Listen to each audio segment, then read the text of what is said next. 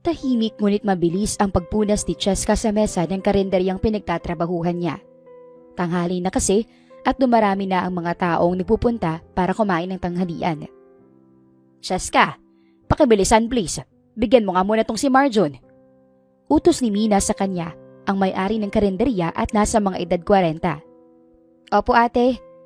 Sagot pa niya rito bago punasan ng huling beses ang mesa. Nagpunta si Cheska sa harap para asikasuhin ang orders ni Marjon. Anong sayo Marjon? Tanong pa niya rito habang pinupunasan ng pawis sa muka gamit ang bimpo niya.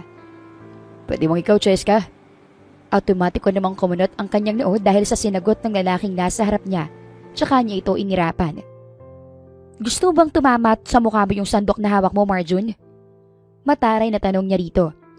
Regular na customer nila si Marjon sa karenderyang pinagtatrabahuhan niya. Subalit naiinis siya rito, minsan kapag dumidiskarte ito sa kanya. Sorry na Cheska, di ka naman mabiro. 2 kanin, fried chicken, tsaka ginisang sitaw. Isang soft drinks na rin. Hindi na nagsalita si Cheska at sa halip ay sinandukan na niya ng orders si Marjon. Umupo ang binata sa isang mesa kaya doon niya inilapag ang mga pagkain nito. Kumuha rin siya ng malamig na soft drinks tsaka niya yun ibinigay. Salamat Cheska. Nakangiting pasasalamat nito sa kanya. Walang anuman. Si Cheska pamintuan na isang 28 taong gulang na babae. Nagtatrabaho siya bilang all-around sa karenderya ni Mina. Nagbibigay ng orders, naglilinis ng mesa at naguhugas din siya ng mga plato, baso at mga kubyertos. Nagtatrabaho ng maigi si Cheska para matustusan ang araw-araw na pangangailangan nila ng anak niyang si Maggie. Sila lang ang magkasama sa buhay. Kaya naman pinag-iigihan niya ang pagtatrabaho sa karenderya.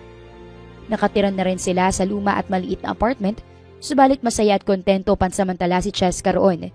Alam naman niya maiintindihan siya ng anak niya. Si Maggie naman ay isang 8 taong gulang na bata at nag-aaral bilang grade 2 sa elementarya. Mabait, mapagmahal at matalinong bata si Maggie. Kaya naman proud na proud si Cheska rito. Cheska, may bibili, pakiasikaso! Sigaw ulit ni Mina sa kanya. Ito namang si Ate Mina, kung makasigaw, parang nasa kabilang dako ako. Nandito lang naman po ako ate. Natatawang wika niya rito. Pasensya ka na.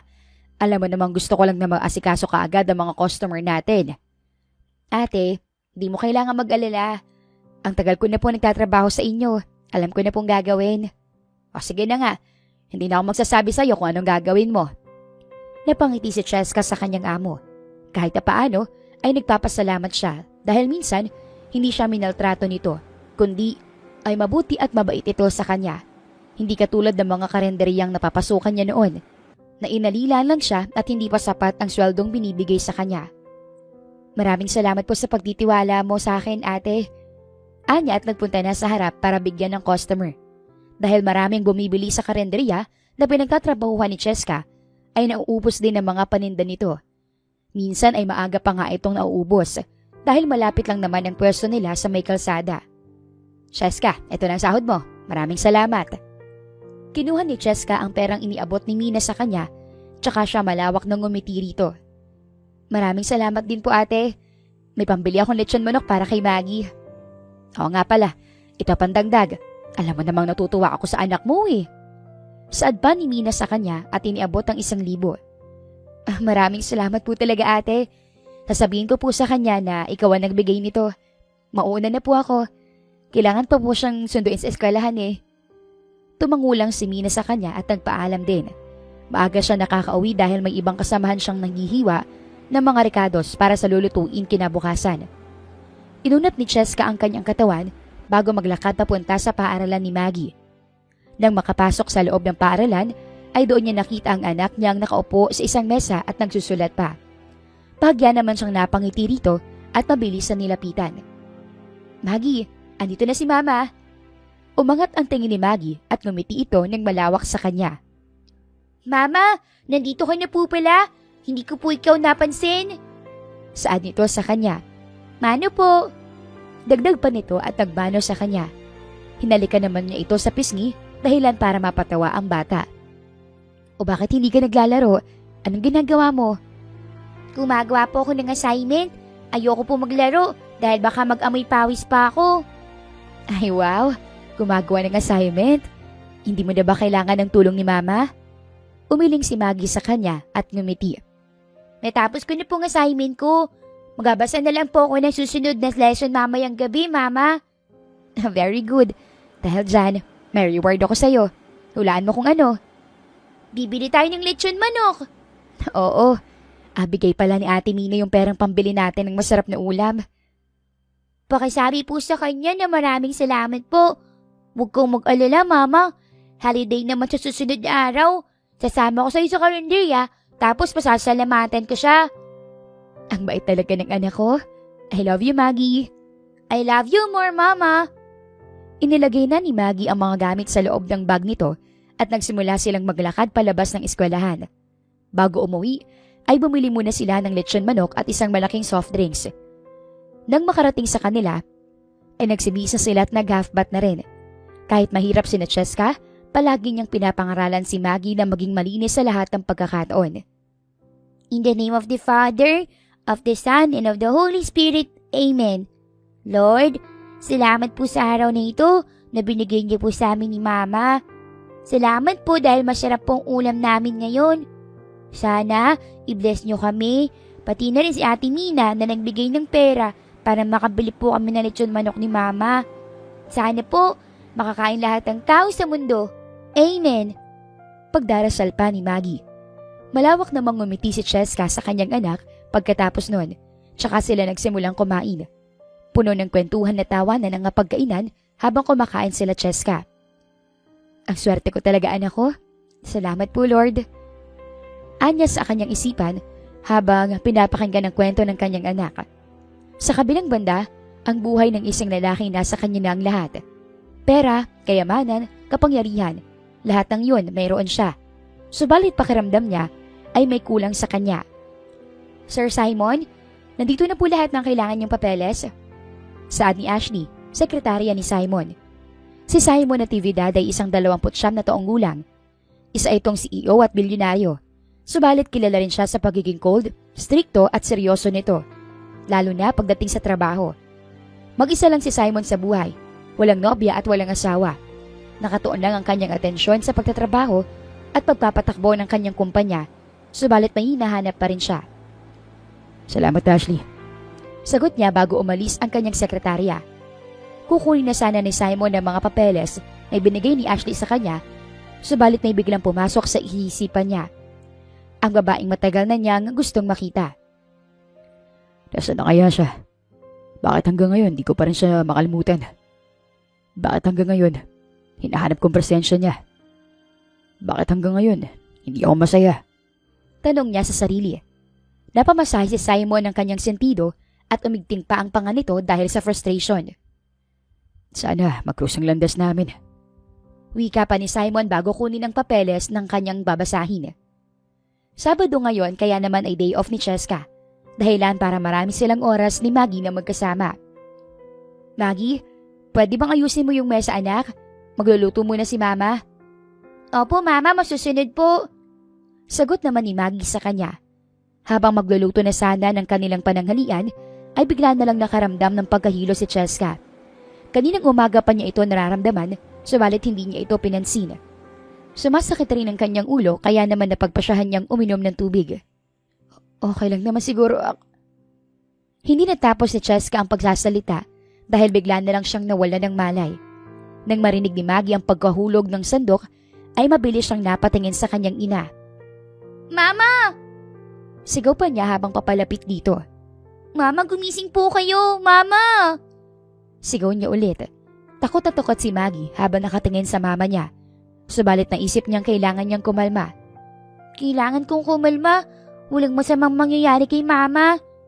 Pagkukumbinsi pa niya sa sarili at pagkatapos ay pinatay muna ang butane na ginamit ng kanyang ina. Kinuha niya ang cellphone ito at tinignan ang emergency contacts. Ito kasi ang palaging tinuturo ni Cheska sa kanya na kapag may nangyari, tumawag lang siya sa mga taong nasa emergency contacts nito. Bakit ang pangalan nito sa emergency contacts ni Mama? Baka super doctor o kaya security. Wika pa niya. Nabasa rin niya ang mensahe nito kaya naman hindi siya nagdalawang isip na tawagan kung sino man ang S na ito. Nang tawagan ni Maggie si S ay nagring ito Kaya naman nagkaroon siya ng pag-asa. Maya-maya pa ay bigla itong sinagot. Hello po, tulungan niyo pong mama ko. Bigla na lang siya nahimatay at hindi pa po siya nagigising hanggang ngayon. Please po, tulungan niyo po ako.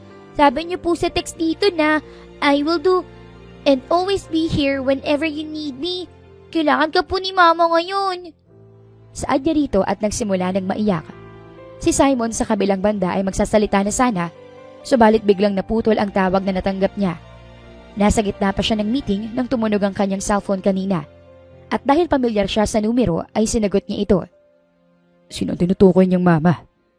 Dahil sa kuryosidad at konsensya ay pinatrace ni Simon kung saan galing ang tawag. Nasa Lawi Street. May isasend ako sa yung picture at exact location ng lugar. Saad ni Andrew, kaibigan niya mula sa kabilang linya. Kaagad pinatay ni Simon ang tawag tsaka siya tumayo. I have to leave. May emergency.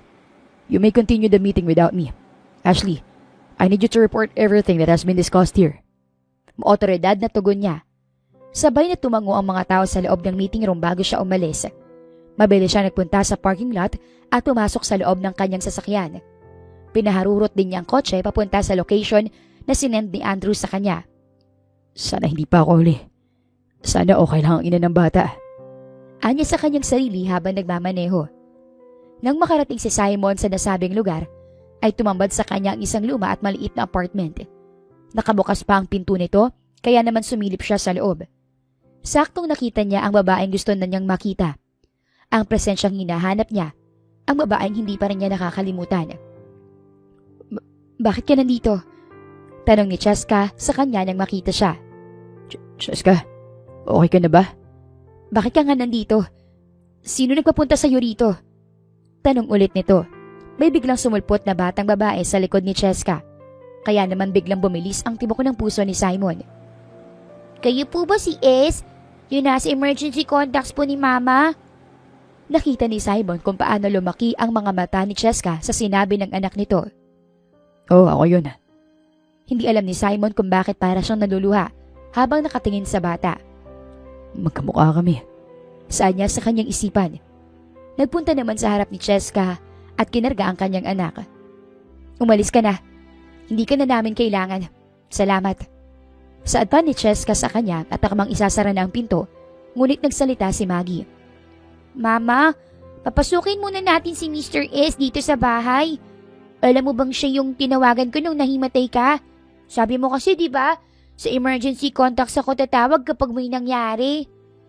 Napaawang ang bibig ni Cheska sa sinabi ng anak nito, habang si Simon naman ay nakapako ang tingin kay Cheska na nag-aalangan kung papayag ba to o hindi sa sinasabi ng bata.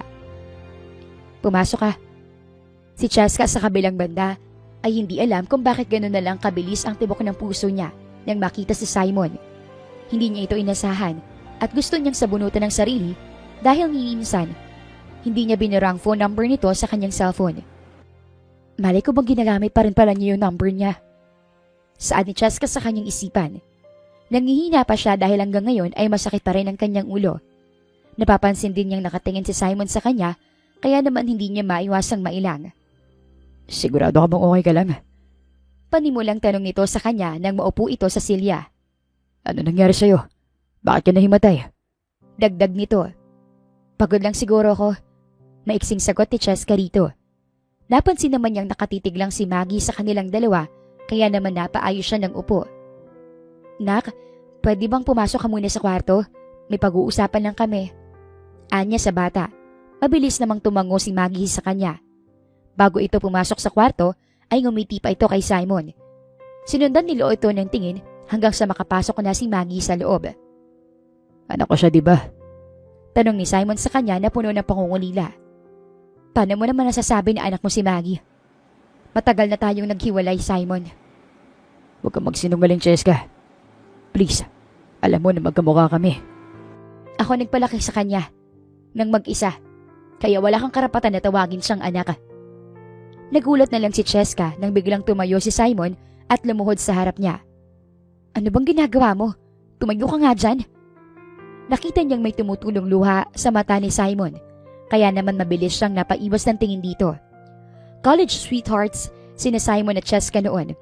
Sabalit dahil sa pakikialam ng pamilya ni Simon ay pinaghiwalay sila ng mga ito. Please, Cheska. Pagmamakaawa nito sa kanya. Hindi mo alam kung gaano ako naghirap para palakahin si Maggie. Nung pinaghiwalay tayo ng mga magulang mo, hindi ko alam na buntis na pala ako nun. Pero ikaw, hindi mo lang ako pinaglaban. Akala ko mahal mo ko. Akala ko kaya mong talikuran ng mundo para sa akin. Nung sinabi ko kina nanay at tatay na buntis ako, pinalayas nila ako, Simon. Umiiyak na sa atin Cheska. Hindi niya alam kung bakit kahit kalimutan na niya ang nakaraan noon, ay bumabalik pa rin. Lalo na nang nakita niya ulit si Simon. I'm sorry, Cheska. Sorry, wala akong magawa noon. Walang-wala ako. Wala pa ako napapatunayan kina mommy and daddy. Kaya hindi kita na ipaglaban. Ginawa kong lahat para may mapatunayan ako ngayon. And now that I own a company, pwede na ako makabawi sa inyong dalawa ng anak natin. Hinawakan ni Simon ang kamay niya, subalit binawi niya kaagad yon. Sa tingin mo ba, ganun na lang ang lahat ng yon? Lahat ng paghihirap ko, pagsisakripisyo ko, wala akong karamay. Mag-isa lang ako. Napaluhod na rin si Cheska dahil nanlalambot na ang kanyang tuhod. Hinawakan ni Simon ang magkabilang pisngi niya at tiningnan siya nito sa mga mata. Hindi pa huling lahat, Cheska. Pinapangako ko sa iyo. Ibibigay ko sa inyo ni Maggie ang lahat ng kailangan nyo. Ang lahat ng gusto nyo. Sabihin mo lang sa akin. Please, hayaan mo akong makabawi sa iyo. Sa inyong dalawa. Gusto kong ibigay sa inyong lahat. Gusto ko mas gumaan pang buhay mo. Hindi mo na kailangan magtrabaho. Ako nang gagawa nun para sa inyo. Para to sa kapakanan ni Maggie. Kahit wag ka na bumawi sa akin. Kahit kay Maggie na lang. Pero, wag ka na magpero-pero, Simon. Gusto kong bumawi ka sa anak mo. Sa kanya. Nakita niyang napabuntong hininga si Simon, tsaka ito tumango sa kanya. Pinahira ni Cheska ang kanyang luha at tumayo na sila. Tatawagan ko muna si Maggie. Sabi niya kay Simon kaya naman tumango ito. Kumatok si Cheska sa maliit na kwarto kung nasaan naroon si Maggie. Nang buksan nito ang pinto ay kaagad siyang niyakap nito. Mama, okay lang po ba kayo? Bakit narinig kong umiiyak po kayo? May ginawa po bang masama si Mr. S sa inyo? Inaway ka ba niya? Sunod-sunod at taga-alalang tanong ni Maggie sa kanya. Lumuhod si Cheska para makita ng maayos ang mukha ng kanyang anak. Hindi anak, pero may sasabihin ako sa'yo. Si Mr. S, si Simon yun, ang papa mo. Napatingin ng diretso si Maggie sa mga mata niya na may nangingilid na luha sa mga mata. Totoo po ba? Siya yung papa ko? Naiiyak na tanong ng bata. Marahang tumango si Cheska rito dahilan para mabilis na tumakbo si Maggie papunta kay Simon. Papa! Naiiyak na saad ng bata rito. Niyakap ni Simon si Maggie at kinarga pa ito. Anak. Naiiyak ding sambit nito kay Maggie. Hindi alam ni Cheska kung bakit masyado siyang nananambot at natulo sa kanyang nakikita. Matagal na niyang hinihiling na bigyan ng kompletong pamilya si Maggie. Kahit palaging sinasabi ng bata na okay lang sa kanya na wala itong tatay dahil alam naman itong nandyan siya sa tabi nito, hindi pa rin panatag ang kanyang puso. Simula ngayon, sa bahay ko na kayo titira. Okay ba yun? Hindi na magtatrabaho ang mama mo. Talaga po ba? Hindi na po magtatrabaho si mama sa karinderya? Lumingon si Simon sa kanya, kaya naman nakagat niya ang kanyang ibabang labi. Sa karinderya ka nagtatrabaho? Tumango si Cheska kay Simon at bahagyang nahiya. Oo anak, hindi na kailangan magtrabaho ng mama mo. Ako magtatrabaho para sa inyo, para sa atin. Ano sa tingin mo? Gustong gusto ko po. Nakangiting sagot ni Maggie rito. Wala nang rason si Cheska na tanggihan ng sinabi at alok ni Simon dahil para naman ito sa kapakanan ni Maggie. Cheska, mag-impake na kayo. Tutulungan ko na rin kayo. Saad ni Simon sa kanya nang ilapag si Maggie mula sa pagkakarga nito. Teka lang po, pwede po bang kumain muna tayo? Gutom na po kasi ako eh. Hirip naman ni Maggie sabay kamot ng kanyang ulo. Napatawa silang tatlo at tumango naman si Simon sa kanya. Magluluto muna ako. Ako na, Cheska. Magpahinga ka na muna. Alam ko hindi ka pa okay. Bakit? Alam mo ba kung paano magluto? Ano bang lulutuin ko? Ginisang kangkong po at pritong tokwa. Paborito ko pong dalawang yun. Masiglang sagot ni Maggie rito. Napangiti naman si Cheska sa kanyang anak habang malawak ang ngiti nitong nakatingin kay Simon. Talaga anak? Sige, Kaya kong lutuin ang mga paborito mo. Sasarapan ko para sa'yo. Nakangiting tumango si Maggie kay Simon. Subalit bago magpunta si Simon sa kusina ay may sinabi siya dito. Hindi ko alam na marunong kang magluto. Pero hindi kami gumagamit ng MSG o betchin ha. Nakita ni Cheska kung paano ngumiti si Simon habang nakatingin sa kanya. Ganon din naman ako, Cheska. Huwag kang mag-alala. Tsak na masasarapan si Maggie sa luto ko. Sagot niya rito. Hindi na nagsalita pa si Cheska at sa halip ay hinayaan na lang niya si Simon. Sinamahan naman ito ni Maggie kaya naman umupo na lang siya at ipinikit ang kanyang mga mata. Hindi na malaya ni Cheska na nakatulog na pala siya. Nagising na lang siya nang gisingin siya ni Simon. Biglang bumilis ang tibok ng kanyang puso nang makita ang mukha nito sa malapitan. Cheska, kakain na tayo. Malambing na wika nito sa kanya. Mabilis siyang napatayo, subalit bigla naman siyang nahilo. Kaya naman napahawak si Simon sa kanyang braso. Gusto mo bang ipa-check up na kita sa doktor? Nag-aalalang tanong ni Simon sa kanya. Simon, okay lang ako. Napagod lang ako sa trabaho kahapon. Mabutit day off ko ngayon. Magpapahinga na lang ako kapag nakarating na tayo sa bahay mo. Kumain na tayo. Nagulat si Cheska nang bigla siyang alalayan ni Simon habang papunta sila sa hapag. Okay nga lang ako, Simon. Hindi mo ko kailangang alalayan. Baka mapano ka na naman. Ayoko mag-alalang anak natin. Napaawang ang bibig ni Cheska kaya hinayaan na lang niya si Simon. Mama, kain na po tayo. Saad naman ni Maggie sa kanya nang makaupo siya. Hindi nang tagal ay nagdasal na si Maggie. Masaya pa itong binanggit na kasama nito ang kanyang tatay at kompleto na sila. Hindi naman maiwasang maluhan ni Cheska. Kaya naman nabilis niya itong pinunasan. Si Maggie ang unang tumikim sa luto ni Simon. Naginisang kangkong at pritong tokwa. Nanlaki na lang ang mga mata ng bata dahil sa gulat habang umunguya ito. Papa, ang sarap po. Komento pa niya rito. Tinikman din ito ni Cheska. Gaya ni Maggie ay nagulat din siya dahil masarap ang pagkakaluto ni Simon. Masarap ba? Nahihiyang tanong ni Simon sa kanila. Sabay naman silang napatango ni Maggie kaya naman napangiti si Simon. Nagsimula na silang kumain. Nagkwentuhan din sina Maggie at Simon habang siya naman ay tahimik lang na nakikinig sa dalawa. Nang matapos silang kumain ay napagpasyahan na nilang mag-impake ng mga gamit nila. Pwede namang konti lang dalhin yung damit at saka gamit. Di bili na lang tayo. Simon, wag na. Pero dadalhin lang naman namin ni Maggie yung pinaka-importanting gamit namin. Ngumiti lang si Simon sa kanya at tumango. Tinawagan din ni Cheska ang may-ari ng apartment para magpaalam na bubukod na sila. Mama, na-excite ako. Sigurado na ba talagang sa bahay na tayo ni Papa titira? Nakangising tanong ni Maggie sa kanya habang papasok sila sa kotse ni Simon. Oo, kaya kung maaari, behave ka lang ron ha. Okay ba yon? Okay na okay po. Masiglang sagot ni Maggie sa kanya. Nakapasok na sila sa loob ng kotse habang si Simon naman ay hinahakot ang mga gamit nila at nilalagay sa trunk ng sasakyan. Nang matapos ay pumasok na rin si Simon sa driver's seat. Wala na ba kayo nakalimutan? Tanong ni Simon sa kanila. Sabay tumango si Cheska at Maggie kay Simon at ngumiti pa habang nakaupo sila sa backseat. Makalipas ng ilang minutong pagmamaneho nito ay nakarating sila sa isang subdivision. Halos malalaking mga bahay at mansyon ang nandoon, kaya naman kitang-kita ni Cheska ang pagniningning ng mga mata ni Maggie.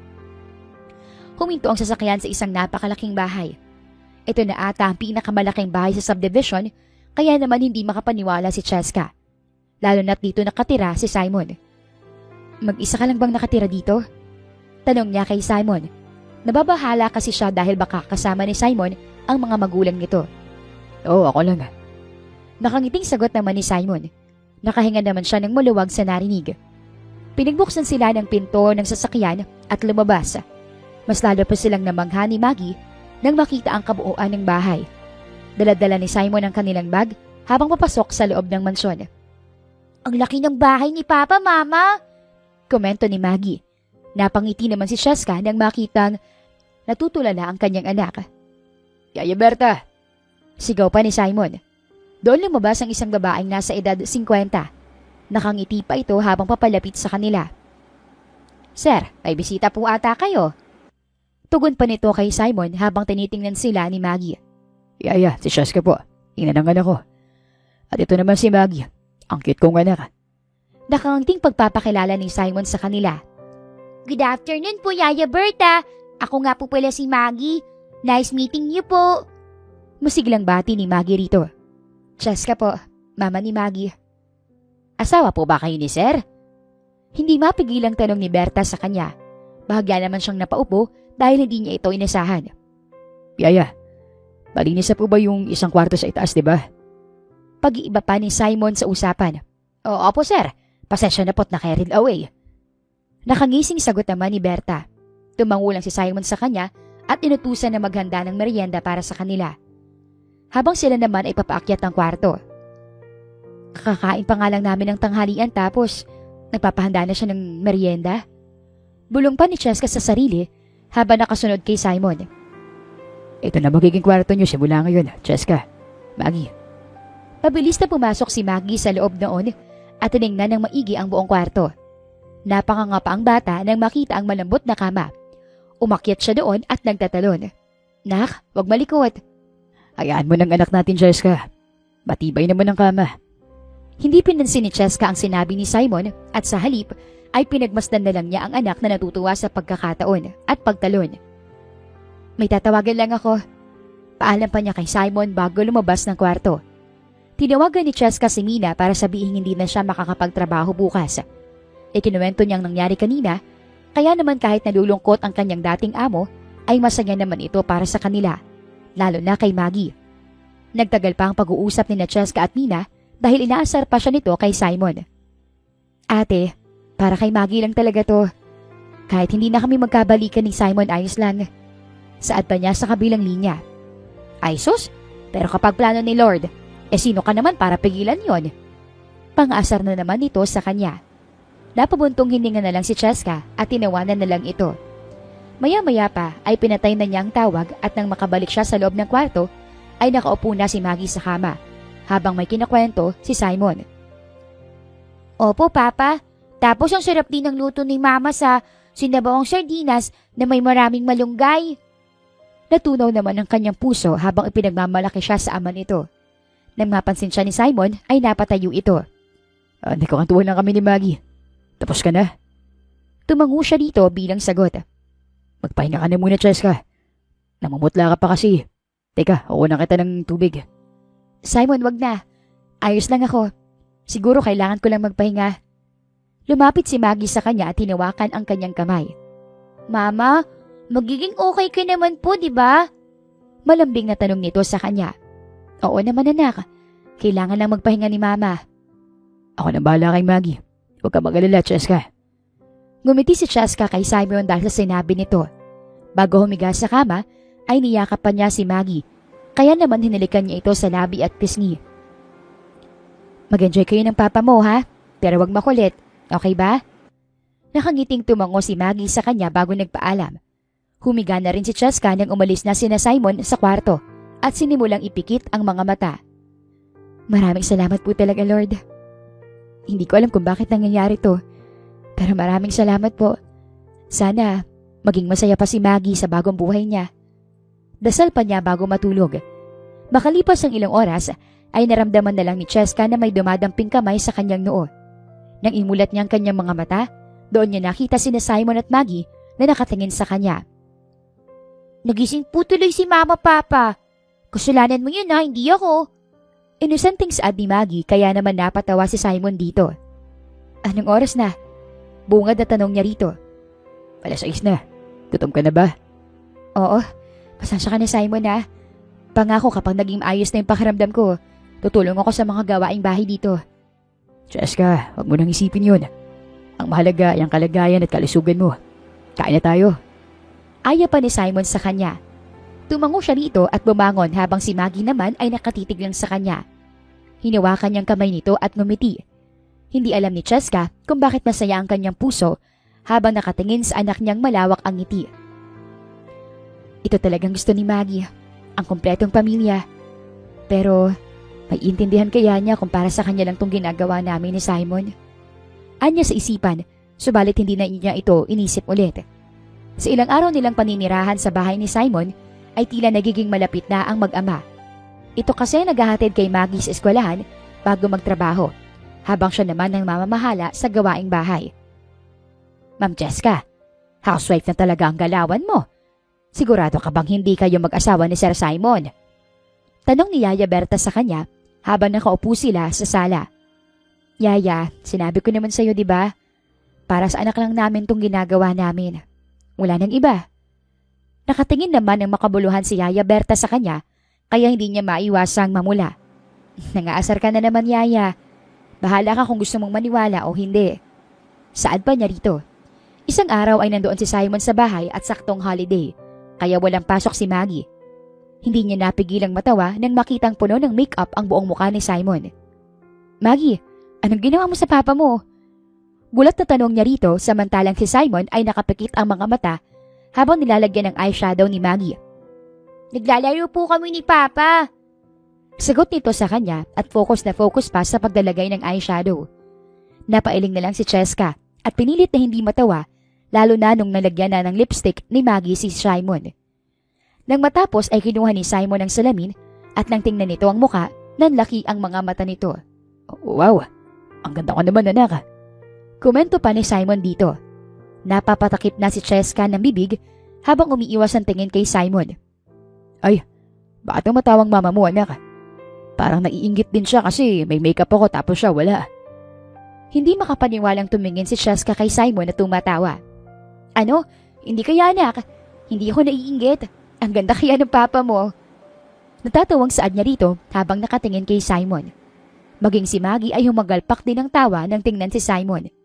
Hindi alam ni Cheska kung bakit natagpuan na lang niya ang sariling ng mine-make-upan ni Maggie. Habang si Simon ay tinatawanan siya. Sobrang saya ng puso ni Cheska ngayon. Lalo na't naririnig niya ang hangikik ni Maggie na nag-e-enjoy sa ginagawa nito. Sana, ganito na lang kami araw-araw.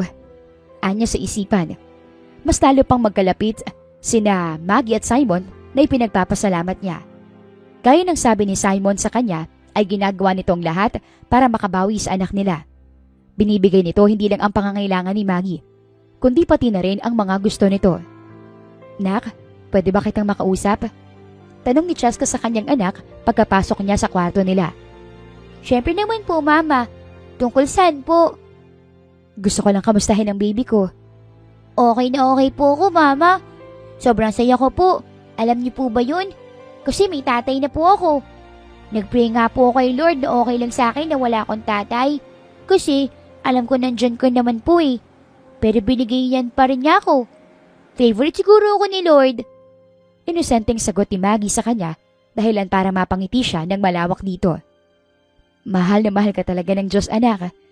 Kasi binigyan ka niya ng mga bagay na hindi mo naman hinihingi. Thank you, Mama. Kasi pumayag kang tumira tayo dito. Sobrang saya ko po. Kasi di mo na po kailangan gumising ng maaga para magtrabaho sa karinderya. Alam ko pong pagod na kayo sa pagtatrabaho para sa akin eh. Para sa ating dalawa. Hindi na iwasan ni Cheska na maluha dahil sa sinabi ng kanyang anak. Natutunaw ang kanyang puso sa tuwing tinitingnan niya ang mga mata nito. Ikaw ang pinaka-the best mama sa buong mundo. Kaya mahal na mahal kita, Mama Cheska. Maraming salamat po lahat ng ginagawa niyo para sa akin. Nakangiting wika ni Maggie sa kanya. Napaiyak na lang si Cheska kaya naman niyakap siya ni Maggie. Mas lalo pa siyang napaluha nang himasin nito ang kanyang likuran. Mahal na mahal din kita anak, Maggie. Tandaan mo yan ha? Turan pa niya. Kinagabihan ng makauwi si Simon ay nakipaglaro ito kay Maggie habang siya naman ay inahanda na ang lulutuin niyang baon para sa anak bukas. Nang matapos ay nagpunta siya sa sala para tingnan ang mag-uma. Subalit laking gulat na lang niya nang makitang puno ng stickers ang muka at braso ni Simon. Diyos ko, napuno na naman ng stickers ang muka at braso ng papa mo, Maggie. Natatawang komento ni Cheska habang nakatingin kay Simon. Napailing ngunit napangiti naman si Simon sa kanya dahilan para uminit ang buong mukha ni Cheska. Kahit napuno pa ang buong katawan ko ng stickers, okay lang. Basta masaya ang baby ko. Nakangiting sagot ni Simon, subalit nang masabi ito ng baby, ay napatingin ito sa kanya. Napapikit si Cheska at gustong sabunutan ng kanyang sarili. Cheska, ano ba yung iniisip mo? Huwag kang assuming ah. Si Maggie ang anak niya yung tinutukoy ni Simon. Wika pa niya sa kanyang isipan. Umupo na lang siya sa tapat ni na Simon at tiningnan lang ang ginagawa ng dalawa. Nang magsabado, ay naisipan ni Cheska na magluto ng munggo, subalit habang nagpapakulo siya nito, bigla na lang sumulpot si Simon sa kusina. Ano niluluto mo? Munggo para kay Maggie. Nakita niyang kumunot ang noo ni Simon, kaya naman tinitigan niya ito at nakataas din ang kanyang kilay. Oh, anong problema mo? Lulutuan ko siya ng adobong manok. Specialty ko. Aba, sino nagsabi sa'yo na yan ang lulutuin mo? Straight nang kumakain ng manok si Maggie ngayong linggo. Ano namang meron, Cheska? Request yun ng anak natin. Napairap si Cheska dahil sa sinabi ni Simon, lalo na ang huli nitong sinabi. Kahit na request yun ng anak natin, wag mo namang hayaang hindi siya nakakakain ng gulay. Nag-away pa silang dalawa, subalit huminto rin iyon nang biglang sumulpot si Maggie sa gitna nila. Nag-aaway po ba kayo? Mabilis na napalingon si Cheska sa kanyang anak na naguguluhang nakatingin sa kanila ni Simon. Hindi anak. Hindi kami nag-aaway ng papa mo. Siya kasi, gusto ka raw niyang lutuan ng adobong manok. Nag-request ka ba sa kanya? Tumango si Maggie sa kanya bilang sagot. Kaya naman nakita niyang nag-smirk si Simon. Napakayabang talaga. Saan ni Cheska sa kanyang isipan? Pero kasi, straight ka nang kumakain ng chicken ngayong week. Kaya gusto ko sana paglutuan ka ng munggo. Nagdrama pa si Cheska na nalulungkot para makakuha ng sipat siya kay Maggie. Pwedeng tinolang manok na lang pong kakainin ko po. Nakangising saad ni Maggie sa kanilang dalawa ni Simon. Sabay na napakamot ng ulo sina Cheska at Simon at tumawa. Bakit gusto mo ng tinola? Tanong ni Cheska sa bata. Kasi may manok at gulay po. All in one.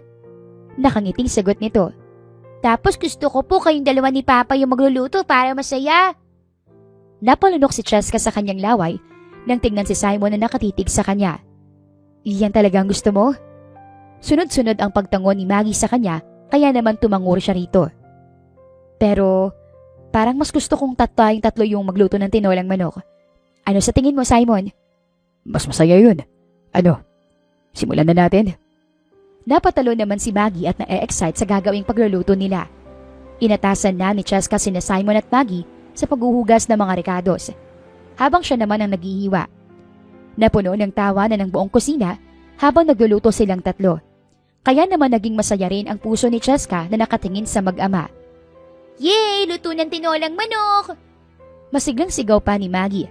Tinikman yun ni Cheska at hindi inaasahan ay pinatikim din niya kay Simon ang sabaw. Nagkatitigan silang dalawa habang si Cheska naman ay hindi alam kung bakit mabilis ang tibok ng kanyang puso. Para itong sasabog dahil sa sobrang kaba. Nakakainis. Bakit ko ginawa yun? Saad niya sa kanyang isipan. Nagkunwari siyang napaubo at umiwas ng tingin. Hindi niya mawari kung bakit ganun na lang nakatingin si Simon sa kanya. At bakit bang lagkit ng tingin niya? Parang biko. Dagdag ni Cheska. Iwinaksi niya ang iniisip at inhandaan ang kanilang pananghalian. Habang kumakain, ay hindi maiwasan ni Cheska ang sariling tingnan si Simon. Palihim naman niyang hinampas ang sarili at ipinagpatuloy na ang pagkain. Sa pagdaan ng mga araw at buwan, ay lumalambot na ang malamig at striktong si Simon. Kahit sa trabaho, ay hindi na magkasalubong ang kilay nito. Palagi kasing sinasabi ni Maggie sa kanya na ngumiti siya sa mga tao. Isang gabi habang gumagawa ng assignment si Maggie, ay nagpaturo ito kay Simon. Sigurado ko po bang alam mo, Papa? May-ari po kayo ng kumpanya pero bakit hindi nyo masolve tong math assignment ko? Napatawa naman si Cheska sa sinabi ng anak nila. Subalit kalaunan ay sinabihan niya ito. Nak, hindi naman Diyos ang papa mo na alam ang lahat. At isa pa, tinatry naman niyang sagutan, di ba? Mahingin ang tumango si Maggie sa kanya tsaka ito yumakap kay Simon. I'm sorry po, Papa. Hindi ko po sinasadya. Napangiti naman si Simon sa sinabi ni Maggie. Kumalas ito sa pagkakayakap at bahagyang ginulo ang buhok ng bata. Okay lang anak. Sorry hindi alam ni Papa ang assignment mo eh. Okay lang po, Papa. Magpapatuloy na lang po kay Mama. Nakangising sagot nito sa ama. Tumango naman si Cheska kay Maggie at ngumiti. Pagkatapos nun ay nagulat na lang si Cheska sa biglaang sabi ng anak niya. Papa, pwede po ba matulog ka sa kwarto namin ni Mama? Mabilis ding napatingin si Simon sa kanya, kaya naman napalunok siya sa kanyang laway. Sana pumayag ka po, Mama. Please po. Pagmamakaawa pa nito sa kanya at nagpuppy eyes pa. Kaya walang nagawa si Cheska kundi ang tumango kay Maggie. Oo naman anak, kung okay lang din sa papa mo. Kaagad tumingin si Maggie kay Simon at nag-puppy eyes din. Dahilan para mapatawa si Cheska. Syempre naman anak, hindi ako tatanggi sa baby ko. Nakangiting sagot ni Simon dito. Nag-half-bath muna sina Cheska at Maggie sa loob ng kanilang kwarto habang si Simon naman ay ganon din sa kwarto nito. Maya-maya pa ay kumatok na ito kaya naman mabilis na binuksan ni Maggie ang pinto. Yes, nandito na si Papa! Saad pa ng bata habang nakatingin sa amang may dalang unan at kumot. Doon binasahan ni Simon si Maggie ng libro hanggang sa makatulog ang bata. Nasa gitna sila ni Maggie kaya naman hindi kinabahan si Cheska. Matutulog ka na? Tanong ni Simon sa kanya. Oo, ikaw ba? Matutulog na rin ako. Good night, Cheska. Sweet dreams. Biglang bumilis ang tibok ng puso ni Cheska. Good night, Simon. Sagot pa niya rito at pumikit na. Kinabukasan, pakiramdam ni Cheska na masarap ang kanyang pwesto. May nakayakap sa kanya habang nakahiga siya sa isang malaking braso. Mabilis siyang gumising at nagulat nang makita si Simon na malapit na sa kanya. Nakahawak ito sa kanyang katawan habang mahimbing na natutulog. Nang tingnan niya si Maggie ay nakatingin ito sa kanya na nakangisi at may hawak na cellphone. Good morning, Mama! Bati pa nito sa kanya at pinakita ang isang litrato. Picture iyon nila ni Simon na mahimbing ang tulog habang magkayakap sa isa't isa. Anak, anong ginagawa mo? I-delete mo nga yan. Saway pa niya kay Maggie, subalit nginitian lang siya nito. Wag na po, Mama. Ang ganda kaya nakuha ko tapos ang cute niyo ni Papa, oh. Sagot pa ni Maggie at pinakita ulit sa kanyang picture nilang dalawa. Napakamot na lang si Cheska sa kanyang ulo at ibinaling ang tingin kay Simon na mahimbing pa rin ang tulog. Dahan-dahan siyang lumayo rito. Subalit nagulat na lang siya nang bigla siyang yakapin nito. Narinig pa niyang napahagikik si Maggie kaya naman napapikit siya. Simon, hindi ako makahinga. Reklamo pa niya, ngunit mas lalo lang siyang niyakap ni Simon. Kaya ang ginawa ni Cheska ay pinihit niya ang ilong nito para hindi makahinga. Napanganga naman si Simon at biglang nagising. Nang magpagtanto ang posisyon nila, akala ni Cheska nakakalas na ito sa kanya. Subalit nagulat lang siya nang tawagan nito si Maggie. Maggie, dali. Morning hug. Sa wika pa ni Simon kaya naman mabilis na lumapit si Maggie sa kanila at niyakap silang dalawa. Hindi alam ni Cheska na sa mga oras na yon kung bakit sobrang bilis ang tibok ng kanyang puso. Nakakainis. Ramdam na ramdam ko yung ano niya. Ano ba yan? Anya sa kanyang isipan. Nang sumunod na araw ay naging maganda ang kanilang buhay. Kapag walang trabaho si Simon at wala namang pasok si Maggie, ay namamasyal sila kahit saan. Labis naman ang tuwa ni Cheska para sa kanyang anak dahil ginagampanan din ni Simon ang sarili nito bilang ama. Isang gabi ay bumaba si Cheska para kumuha ng tubig na maiinom. Nakasuot siya ng pulang night dress noon at hindi niya naisip na kasama nila sa iisang bahay si Simon. Siguro naman hindi siya bababa ngayong gabi, di ba? Tanong niya sa sarili. Kumuha siya ng tubig sa ref at uminom. Subalit laking gulat na lang niya nang biglang sumulpot si Simon sa kanyang harap. Wala itong damit pang itaas at nakasuot lang ito ng gray pants. Diyos mio! Komento pa niya. Napalunok pa siya nang dumako ang tingin niya sa ibabang bahagi ng katawan ni Simon. Dahilan para makaramdam siya ng init sa kanyang muka. Nang tingnan niya si Simon, ay malagkit itong nakatitig sa kanya. Kaya naman hindi siya makakilos sa kanyang kinatatayuan. Dahan-dahang lumapit si Simon sa kanya habang nakatayo siya sa harap ng ref. Napapikit na lang siya nang buksan ni Simon ng ref para kumuha rin ng tubig. Bakit pa hindi ako makagalaw? Inis sa tura ni Cheska sa sarili. Nabigla na lang siya nang humarap si Simon sa kanya at sinandal siya sa ref. Simon. Nakatitig si Simon sa mga mata niya. Kaya naman uminit ang buong katawan ni Cheska. Anong ginagawa mo? Nautal na wika niya dito, subalit hindi sumagot si Simon sa kanya. Patulog ka na. Bulong nito sa kanyang tenga, kaya bahagya siyang napapikit dahil sa lamig ng boses nito. Wala sa sariling napatango na lang, habang si Simon ay nauna nang umakyat sa itaas. Nakahinga naman siya ng maluwag nang hindi na niya ito nakita. Anong amats ng lalaking yun? Hindi makapaniwalang tanong ni Cheska sa kanyang sarili, habang nakahawak sa kanyang dibdib. Isang araw ay may nagpuntang bisita si Simon sa kanilang bahay. Kaya naman nagluto si Cheska para sa kanilang pananghalian at pagkatapos ay nag-ayos din siya. Ryan, masayang ani Simon nang dumating ang kanilang bisita na si Ryan, kanyang matalik na kaibigan. Simon, sa wakas talaga nakabisita na ako sa'yo. Cheska, ikaw ba yan? Ryan, kamusta? Nakangiting bati rin ni Cheska rito.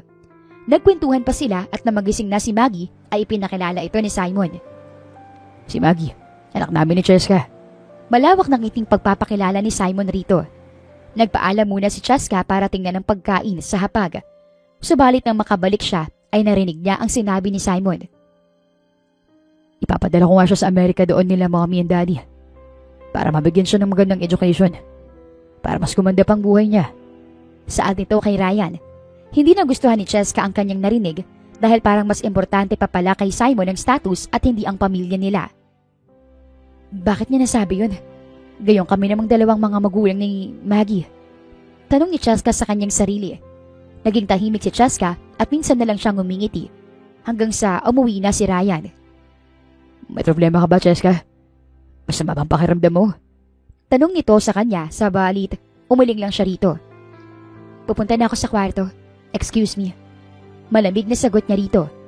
Dahil sa naramdamang takot, ay napagpasyahan ni Cheska na umalis sila sa poder ni Simon. Wala akong pakialam kung saan kami pupulutin ng anak ko. Alam ko mapera at maimpluwensyang tao si Simon.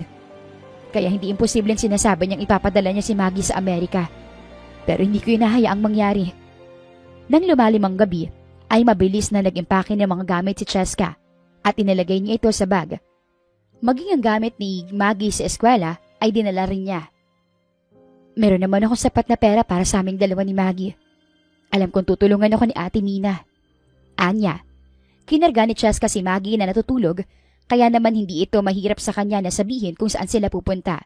Ngunit, bago pa yon, ay nagbilin siya ng liham kay Simon sa loob ng kwarto. Doon niya sinabi na hindi niya nagustuhan ang sinabi nito kay Ryan. Mabuti na lang at tinext niya kay Mina ang plano niyang pag-alis sa bahay ni Simon. Kaya naman nang makarating siya sa bahay nito, ay hindi ito nagdalawang isip na patuloyin sila ni Maggie sa bahay nito. Nako, ilapag mo muna si Maggie sa kwarto. Saad pa ni Mina sa kanya kaya naman inilapag niya ang anak sa kama. Nang makalabas sa kwarto ay bagsak ang kanyang mga balikat habang nakatingin kay Mina. Cheska, alam mo, para sa akin hindi tamang ginawa mo. Ate, natakot lang ako. Baka kung anong gawin ni Simon. Paano ko? Simula nang dumating si Maggie sa buhay ko, binigay ko sa anak ko ang lahat. Naiintindihan din kita. Paano kapag nalaman to ni Simon? Hindi ko alam. Bahala siyang isipin ng mabuti kung anong gagawin niya. Tumangulang si Mina sa kanya at inaya na siya nitong matulog. Kinabukasan ay kumunot na lang ang kanyang noo nang makita si Simon sa tabi niya. Panaginip ba to? Tanong niya sa kanyang sarili. Cheska, bakit mo ginawa to? Bakit hindi mo sinabi sa akin kagad para masabihan kita? Panimulang tanong ni Simon sa kanya. Hinawakan pa niya ang pisngi nito para malaman kung panaginip ba ito o hindi. Nang mapagtantong totoo, ay mabilis siyang nakabangon. Nasaan si Maggie?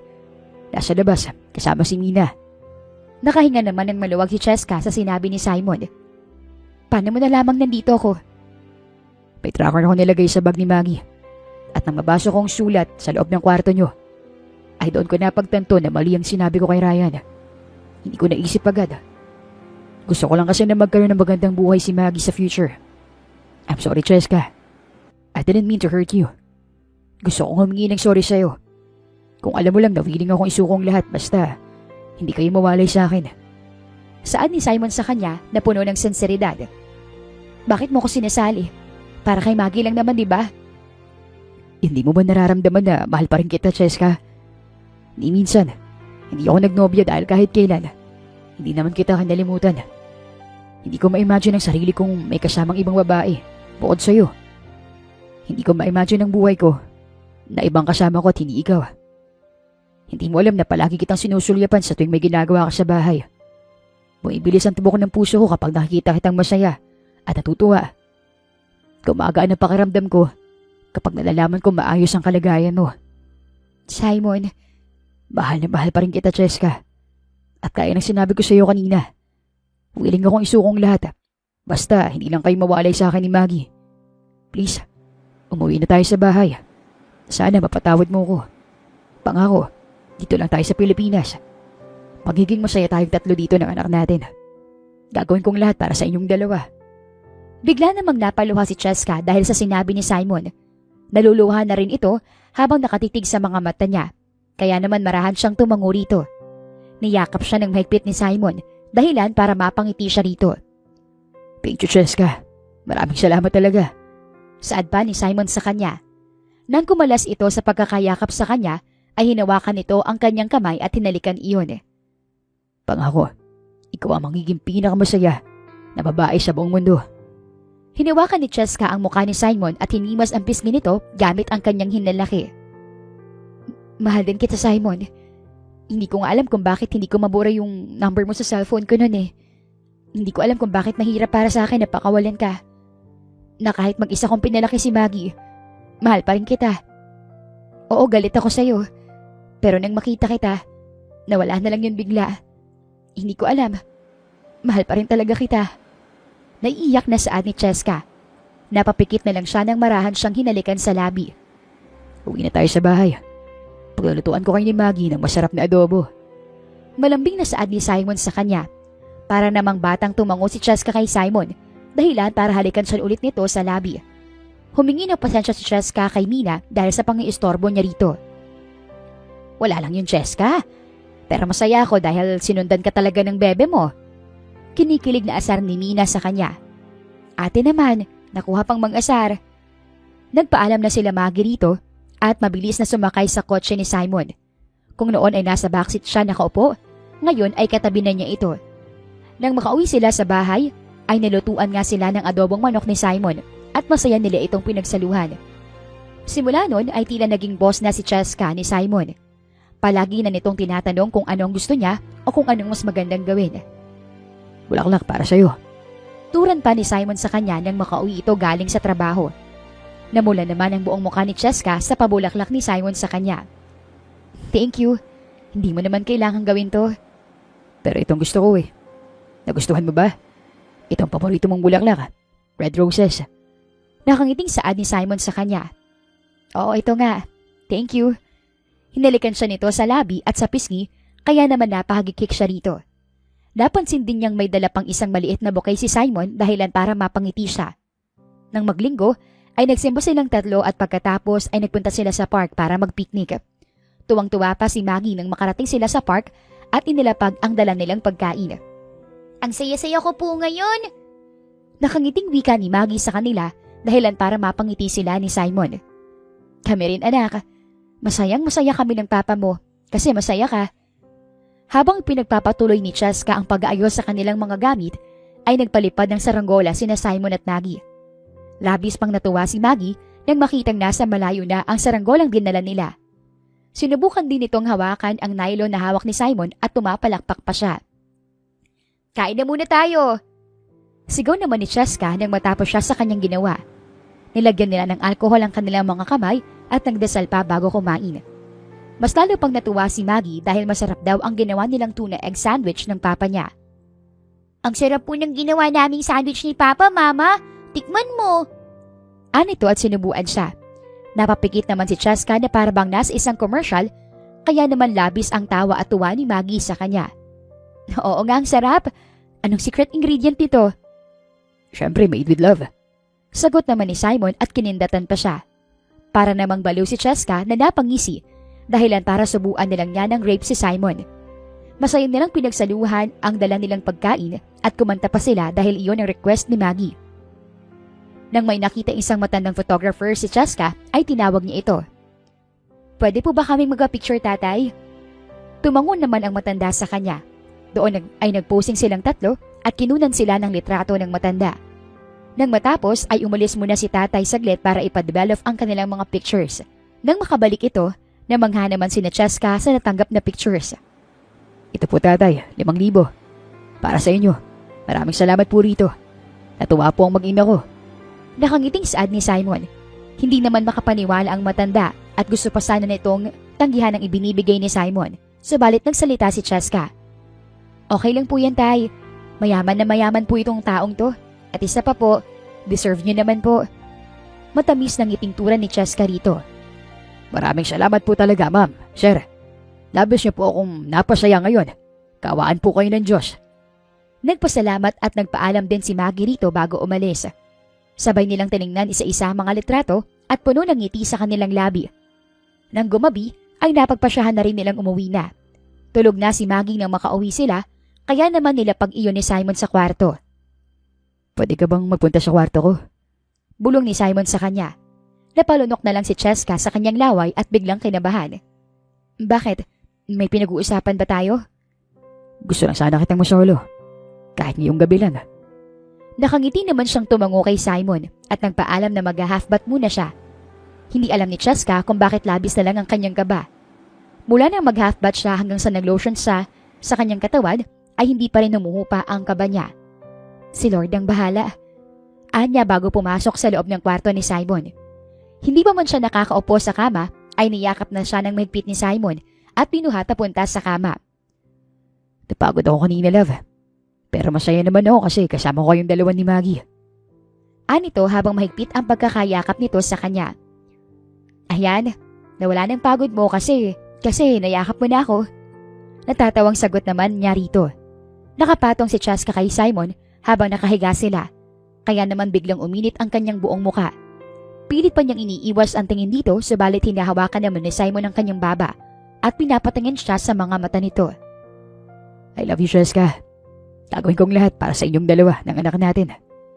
I love you too, Simon. Maraming salamat sa pagpo-provide sa amin ng anak mo.